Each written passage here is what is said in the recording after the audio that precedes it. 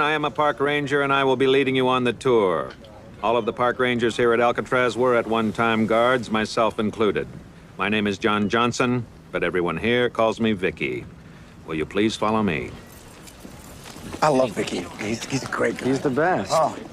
So I Married an Axe Murderer is a 1993 American romantic black comedy film directed by Thomas Schlamme, starring Mike Myers, Nancy Travis, Anthony LaPaglia, Amanda Plummer, and more. Let's take a quick look.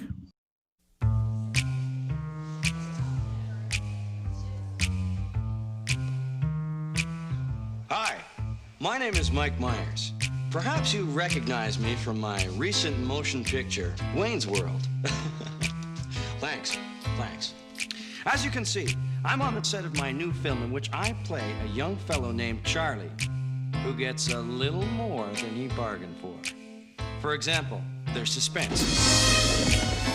Have you heard of this case? Mrs. X. She murders her husband on her honeymoon, then she changes her identity and marries again. I never heard of it, so what?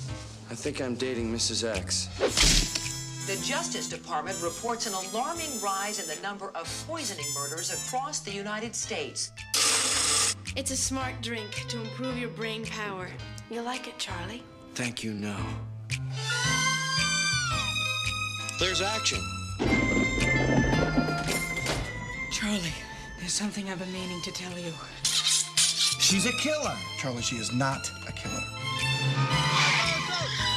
And of course, there's plenty of romance. What do you look for in a girl you date? I know everyone always says sense of humor, but I'd really have to go with breast size. You're lying on your side, totally asleep. I could just stick a needle in you. So, as you can see, it has all the elements of a truly great motion picture. Oh, did I mention the axe murder?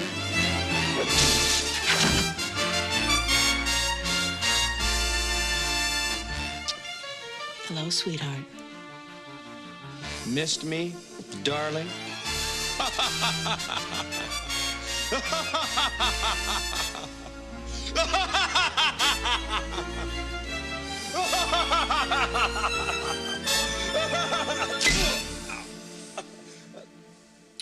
Welcome back to the Cult of Films. I'm John, the host, and once again, I'm joined by the internet's favorite axe murderer, Mulligans. What are you drinking tonight? Well, in honor of the movie's sub-theme of Scottish, if it's not Scottish, it's crap, I'm drinking some Johnny Walker Black. Ooh, bringing out the big guns, man. If I knew we were drinking whiskey. It's good. It's good. It's good stuff. It's not my goodest stuff, but it's good. I celebrated going to the grocery store for the first time in like 8 weeks by picking up a handle of black, because I didn't want to get into the schnapps. I'm sorry. I got standards. It's never that, like, the apocalypse is bad, but it's never schnapp bad. It's a dark day when we have to get down to the butterscotch and peach. God, don't let from about 2005. That's about how old it is. Don't let Lindsay Washburn hear you with her Terry McGillicuddy's and Red Bull. God. She will defend that till the day she dies. If she keeps drinking that will be soon. I, on the other hand, am drinking I kind of spoiled this on Twitter earlier, so if you do follow this show on Twitter, at the Cult of Films, all undercase, lowercase, sure. I haven't been drinking it. I think that's the problem. This is a Silver City. It is called an Irresistible Bliss. This has strawberry, vanilla, and it's an IPA. It's a 6.5% from Bremerton, Washington. I mean, I have had vanilla stouts, maybe not strawberry, maybe like some raspberry or some orange stouts.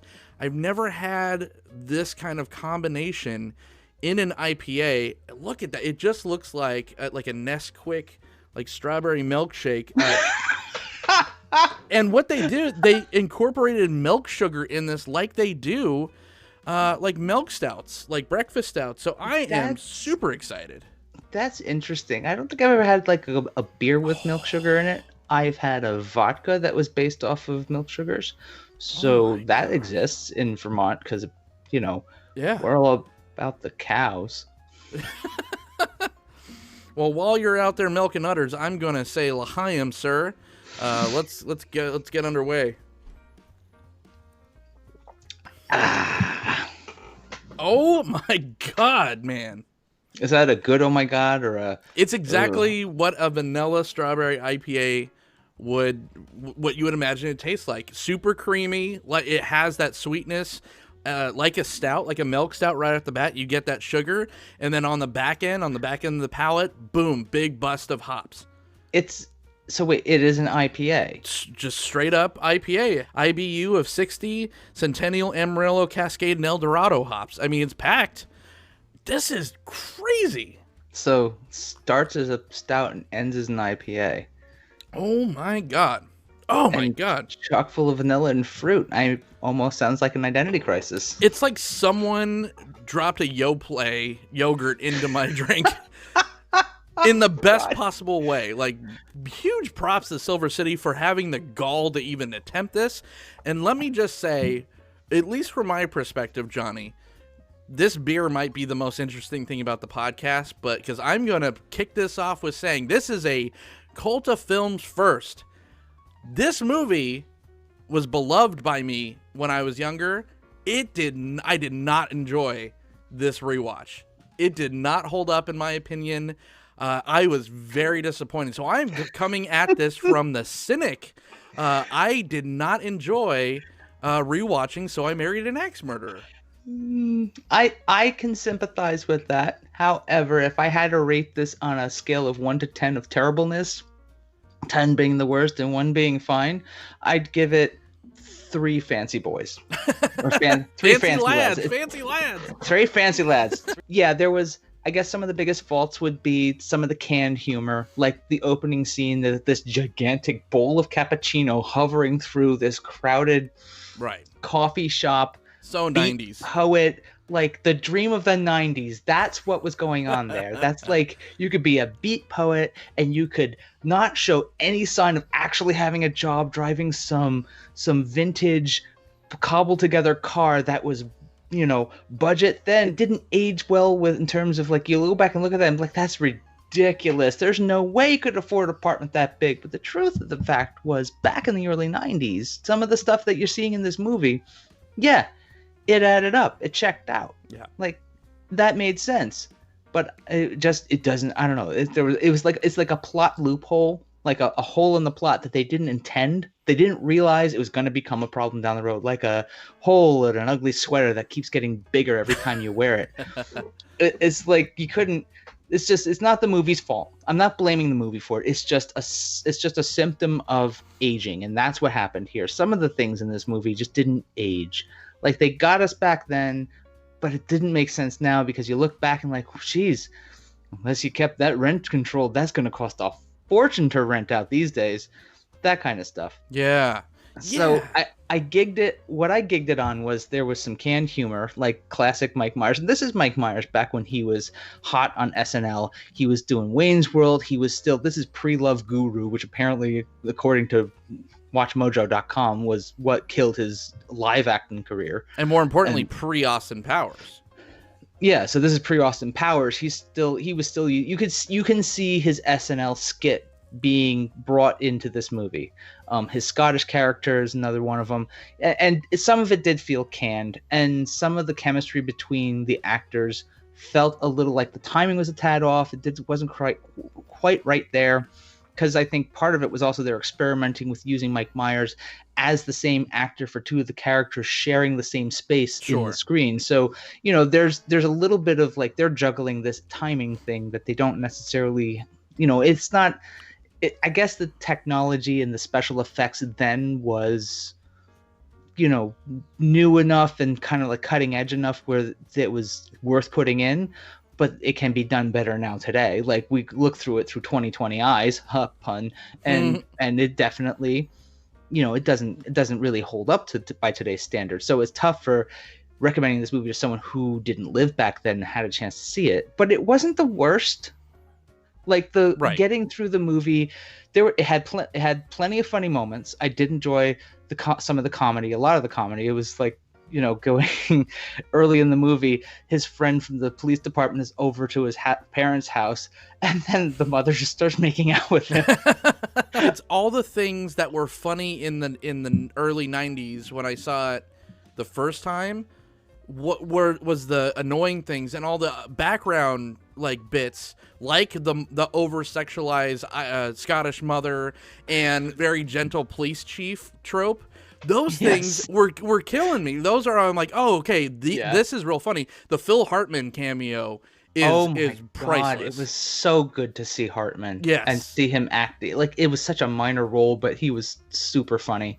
Yeah. And I was checking out IMDb. Apparently, I saw the movie version where he's talking about the what's his name, the Machine Gun Kelly guy or whatever, and how like he was teaching his bitch a lesson. Like they cut that out for TV. Like any of the other versions that were US TV versions, right, they changed it. I guess they did another cut where he called it the girlfriend, but it's still pretty.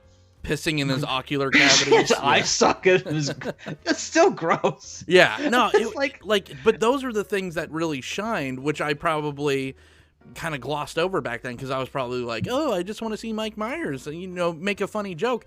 But oh my God, this dated not only him, but like his humor style to me, like. Because for so long, Mike Myers was just this character, whether he was dressed as himself, dressed as Wayne, dressed as Austin Powers, he was kind of a one-note kind of actor. And a lot of people likened him to Jim Carrey back then, where Jim Carrey was just over the top all the time, and that is just not correct. Mike Myers is literally telling the same jokes in all of the movies, where Jim Carrey would just be batshit crazy with different characters. Yes, they'd be similar because they would all be. He would do his kooky thing, but Mike Myers was literally going like, hello, looking at the camera and like, oh, thank you, and all these things. It's just like, oh my God, this is the same shit that you're doing in all of your stuff. Mike Myers is pretty incredible when he's cast in the right things. Like Inglourious Bastards, he is, when it's not him being a parody of Mike Myers. I want to suck your cock.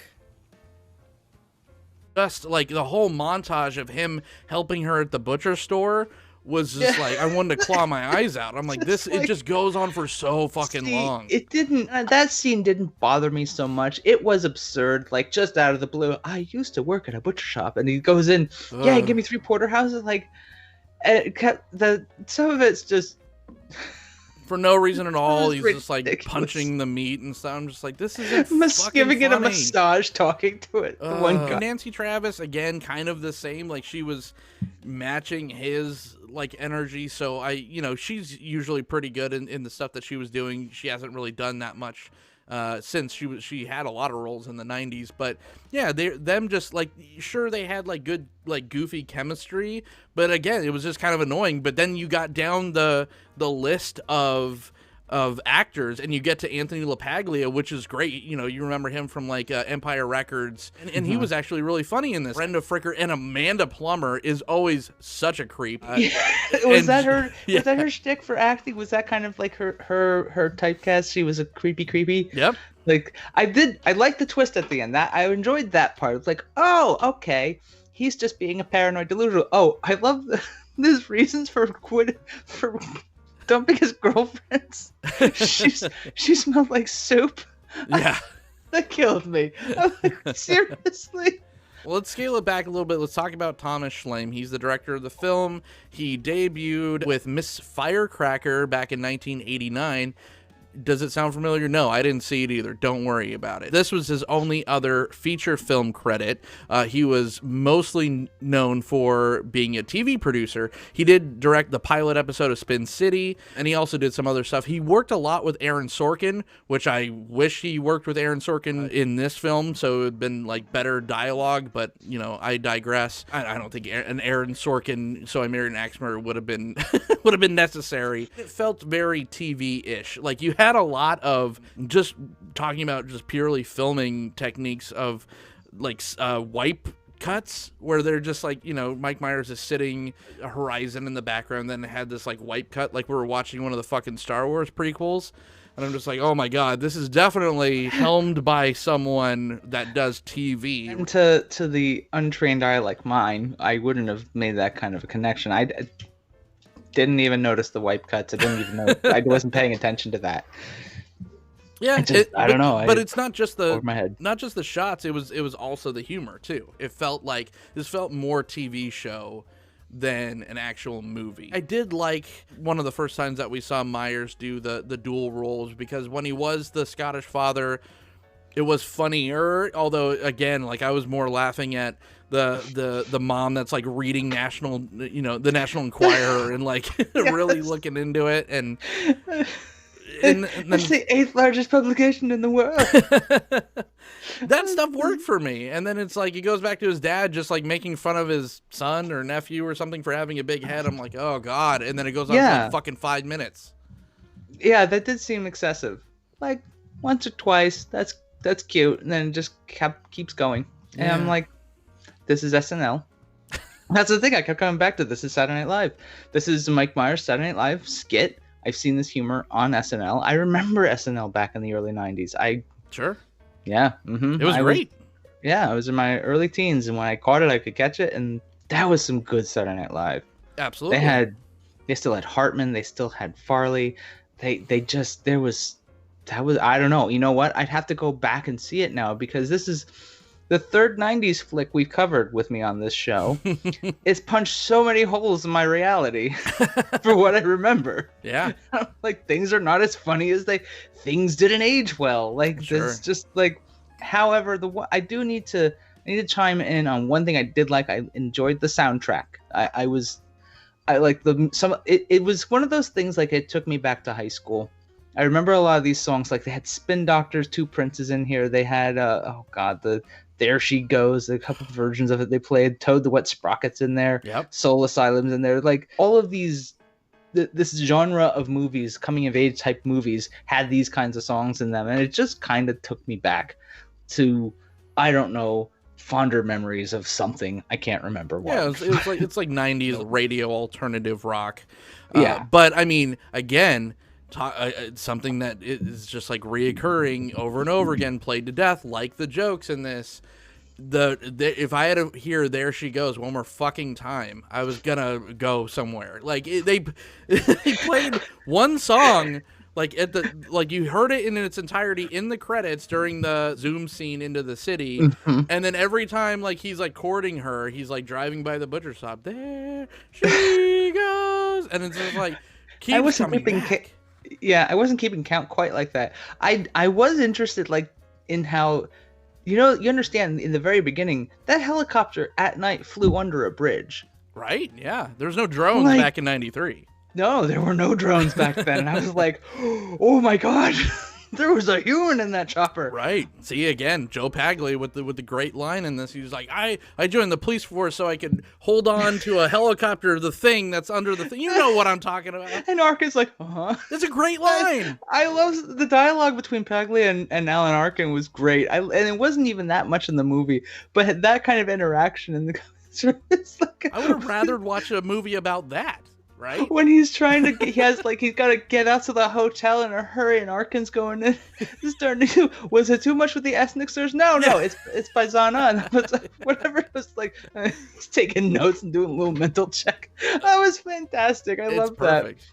I will say it was edited pretty well. Like when the jokes were hitting, it was edited in a way where it was humor rolling. Like he's trying to break up with her in the park. And he's just like, I don't want you to, and then he gets like kind of weird. And he's like, cleave me. And she's like, you don't want me to cleave you? Like it's just like a really quick cut to her, like a close up to her, and it's just done really well. Like so there again, but that's very TV. Like you could see that kind of back and forth on like an episode of Friends or The Office or something like that, where that kind of stuff works. But some of it was good. Like he's backing up from her, just hears something like random on the TV where it says like the spouse is gonna poison you. And she comes in with this like drink with strawberries, and he backs up into this closet, and then it's like Looney Tunes in the closet has like a million pounds of shit. So absurd. What the hell's going on there? It was like, my wife was watching that with me, and she's like, what? how does this happen? Yeah. It's a prop. It's a prop. It's not real. This is not reality. Closets don't do that. I mean, there's not a whole extra closet on top of a closet with stuff. I'm gonna pan over my closet and prove you wrong right now, but fine.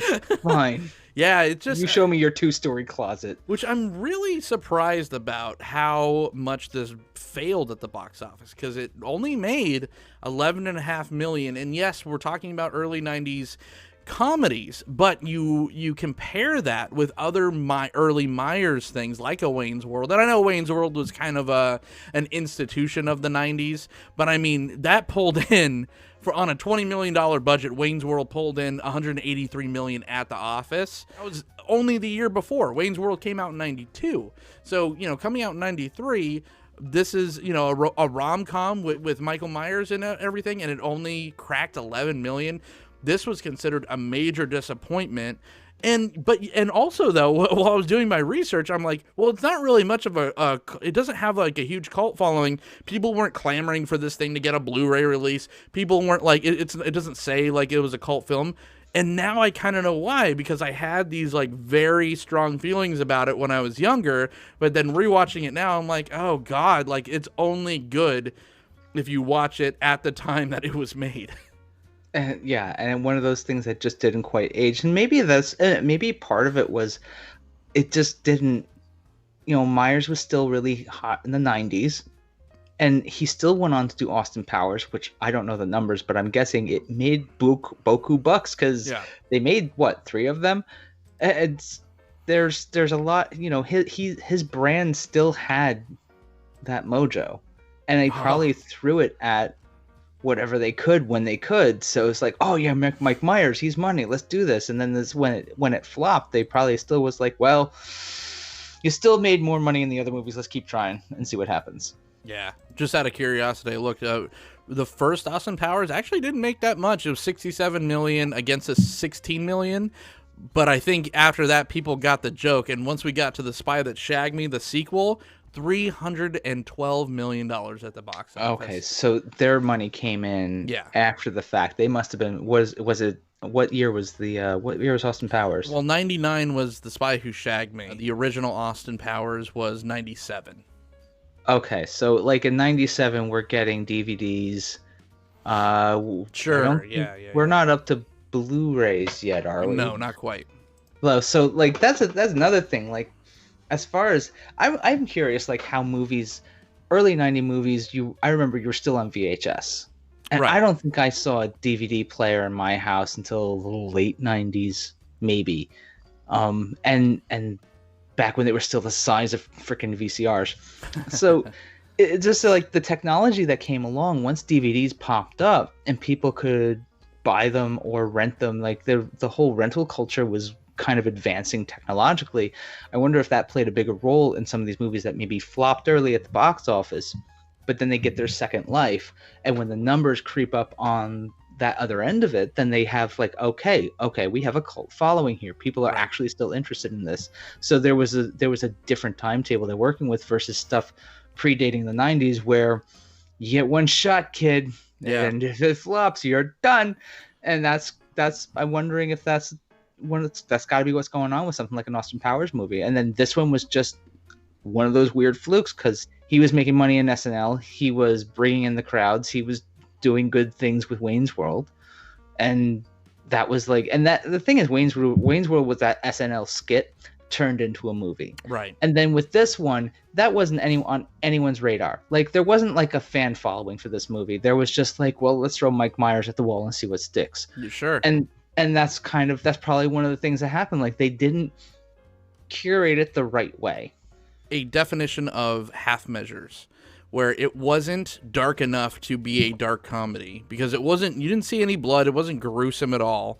Even though the subject matter was dark, you never got to really see that until like the very end, and it was more Looney Tunesy than an actual like you were like he was still getting hit in the nuts and he was looking at the camera instead of actually getting like a fucking finger chopped off or something. Like I think of like Me, Myself, and Irene where he grabs the gun and he gets like shot through the hand and he like screams and he's like looking at his bloody hole in his hand, where this is just like literally she's just throwing an axe and it hits like 5 feet away from him and he looks at the camera and is like a good boy, it's just like it didn't go far enough at all. Like, and then the comedy also wasn't like raunchy enough either. So it was really played as a straight romantic comedy, but I think it was packaged in butcher rapping, right? So maybe it was literally, maybe it was just kind of a mismarketed thing. Maybe if they played up, hey, just go see this as a rom-com,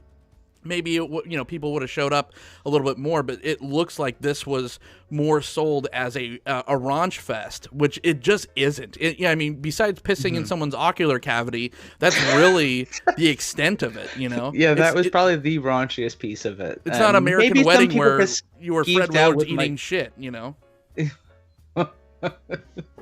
Yeah, maybe like him manhandling the beef at the butcher shop market was raunchy enough for some, but I don't know. For my 6-year-old. Yeah, that doesn't skeeve you half. That's just like, oh, he's being a jackass. Okay. It's like Carrie Ewell's in Liar Liar going, "You're scared of the claw." Ooh, it's just a few clicks short of a fart joke. Yeah. But played as an actual gag. Like, and another thing that really I am so harping on this film, but something that I could not get out of my head while I was watching this playback, he is a poet, right? But the dude is never working and he constantly has money. I'm like, he lives in a really nice place. He's like offering to buy everyone's dinner. He's taking her out all the time. The fucking guy never works and he always has cash. I'm like, this is so unrealistic. Mm-hmm. That's also, there's some plot hole there. Just like, what? You just hobby butcher for the funsies of it? Really? That's the life? That's the unrealistic. Oh my God, that's just seriously dream of the 90s. Misguided truths of what to expect in life. And it's kind of like you go over like a show like Portlandia, their first episode, they're opening up that song, "The Dream of the 90s is Alive in Portland." I'm like, that's what's happening here. I get this. I blame movies like this and Friends for jacking up the price of rent in metropolitan areas because it gave us false hope of what was supposed to happen. And then everyone flocked and then rent went through the roof. Yeah. So, damn you, Hollywood. Shame on you. Yeah. I'm really disappointed, man, because I was super pumped to do this. And especially the meat grinder that I put you through since you've been guesting on this show. And then I'm like, oh, this is a safe bet. Johnny's already seen this. We're going to have a nice conversation about how funny Mike Myers was in the 90s. And I got done watching. I'm like, fuck this movie in the ear. Like, this is horrible. So is this your cabin boy? This, I guess, man. I guess this is my cabin boy. I was so disappointed with this. Oh, I'm sorry. I'm sorry you're feeling so disheartened by. Yeah. Oh, God, that's some...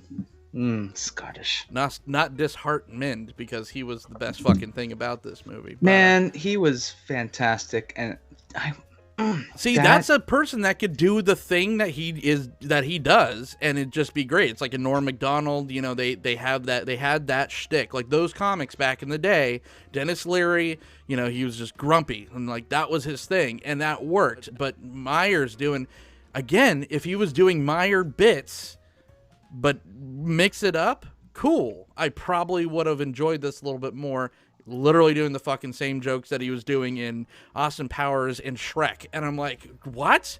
Okay, he's not wearing makeup and he's not a cartoon, fat ogre, but it's just, you can't sell Mike Myers as like a leading hunky guy either. Like, there's probably work. Maybe it must have been a manager being like, listen, Mike, baby, you're not all these things. You said he was in Inglourious Bastards. Now I need to go and check in on that because I blank on exactly where he was. You would never know. Exactly. And that's what I'm saying. He is a character actor. No one wants to see Mike Myers as Mike Myers. It's just, it doesn't work. especially his privileged little, oh, I have too many, you know, gorgeous women, and then I'm gonna go talk shit about them in my pissy little, like, oh my god, the white privilege in this fucking movie That was just is killer. That was just bad. It was just bad. Like, woman. And the candle, that's tacky. There was a lot of tacky. But then he left it on for Harriet because he still felt Harriet the burn. she gets a lit candle. By the way, what was that red dress all about? Seriously. And another Chinese, one. I need to ask this question. Where in California does it look like a hotel in Transylvania? When does this happen? Yeah. Like, you see, if you're telling me to look for the clue that this is some TV rom-com, that's where I'd go, to that hotel with the craggy mountains in the background, the lightning, and no explanation for why. I'm not from the East. I'm not from the West Coast. I'm over here on the East Coast, so I have no idea what's going on the West Coast as far as geography. But I'm willing to put at least $20 down that scene doesn't exist in California. It was probably just some site that they got on the cheap from, like, it was probably like a stereotypical horror movie set that they just hadn't torn down yet. Yeah, exactly. That they're just like, yeah, go ahead and, you know, like, can we borrow this one up for a week? Yeah, you need to put some axe holes in it. Good, that'll work better for, you know, the next movie coming out. Yeah, we're gonna tear it down in a couple of days. Fine.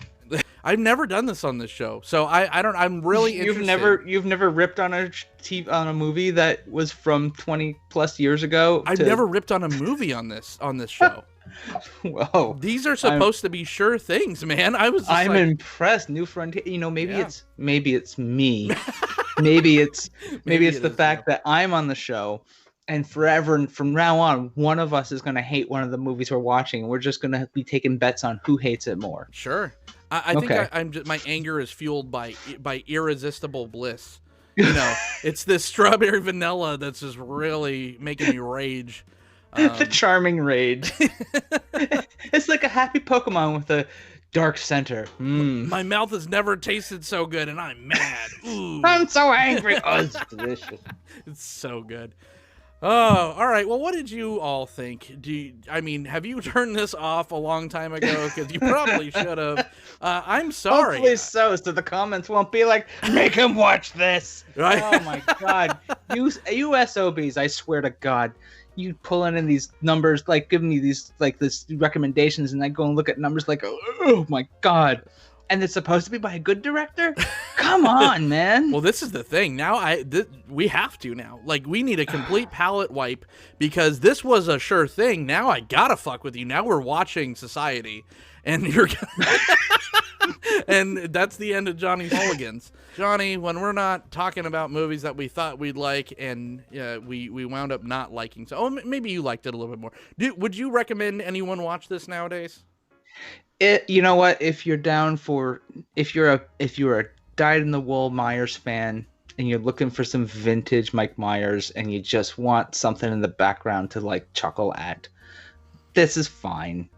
It's fine. It's not Cabin Boy terrible. Oh, there. Come on. Listen, I can tell you right now, it's not Cabin Boy terrible. You don't need a doobie for this one. You may, that's just tacky, but it's just tacky. So it's okay. It's okay. Oh my God. It's fine. It'll be fine. It's not the worst thing in the world. It's fine. You can look at it and you can be like, I see where Shrek came from. Sure. I can see SNL. I can see these pieces coming together, and they put it on a movie that was okay. Yeah. No, that's a good point. It's definitely, if you're into like an arc of specific filmmakers or actors, then this is a good. This is kind of where he started from in a movie type role, coming off the small screen from SNL, right off his fame of Wayne's World. And then, this is because like before or after, he never really just played a Mike Myers, straight up Mike Myers role again. And I want to see from this actor, and this is kind of a reason why, but it is a good case study of him. So you're looking at someone like Mike Myers, who had lots of street cred with SNL. He did Wayne's World, and that was a success. Yes, it was a success. Oh yeah. And then it's like he's got those 2 notches on his belt, and then he gets over to this movie, which flops. It's like, walk it off, Mike. It's fine. We'll move on to the next project. He goes on, he does Austin Powers, he gets in and does Shrek. Eventually he gets to love Guru, and then Hollywood gets wise. But still, it didn't tank him. But it's kind of like you can see some of the process of what he was, and they figured out what he could do, and they put him in the right roles for the right movies, and it was some, he had a lot of good work, but this one didn't quite hang on. It was just not all there. There it is. This movie wasn't all there. I would recommend just going on YouTube and just type in "So I Married an Axe Murderer" Phil Hartman scene, and that's what I recommend you watch. Yes, there you go. And that's about it, just to get that nice feels, because it's just everything from Phil Hartman should be watched again and just treasured, because he was just such a great comedy force. Please come at me, bro. Scream at me in the comments. Scream at me in my tasty drink. Did I get it wrong? Do you still think that Mike Myers as a Scottish dad yelling at his child that he has a big head is funny? Fine. I mean, just let me know how stupid I am downstairs. Hit the thumbs down button, all that good stuff. Share it around. That is key. Enjoy more people into the gang to stomp out my fledgling YouTube career. And perhaps we can invite them into the comment section and be like, so, yeah, you thought of all the horrible ones for Johnny. Let's talk about Dunning and see which ones we need to make him watch. You know what, though? I challenge you all out there that are going to give me shit to actually sit through the 90-minute runtime of this, 93-minute runtime of So I Married an Axe Murderer, and then do an educated guess. Don't just go off nostalgia feels, because I would have been in there kicking my ass with you if I didn't rewatch this last night. But man, I just go watch this again, then come out, and then if you still want to, put my nuts on a flagpole, I'll spread them for you. If you want to follow this channel right here, well, what am I doing? I'm so not a gentleman right now. Johnny Mulligans, thanks once again. You know what? Enjoy this night, because this shit's never happening again. It's all crazy shit from here on out for you. So where can everyone find you? Look in the camera. Tell everyone what you're up to. You can find me on the Twitters at Johnny Mulligans, and I will be thinking about streaming Magic the Gathering content on Twitch. What's that? But it's really bad. It's B-rated. Not Bruce Campbell good B-rated, but bad B-rated. That's a level of work I'll be working on. And yeah, wish me luck. Perfect. Good luck, sir. If you want to follow this, like I said at the top of the episode, made it very easy for you at The Cult of Films, all lowercase. Or if you want to follow me personally, I'm at John the Host. Till next time, Mulligans. I talked really bad about the movie. Now I'm going to chug the rest of my strawberry drink on stream.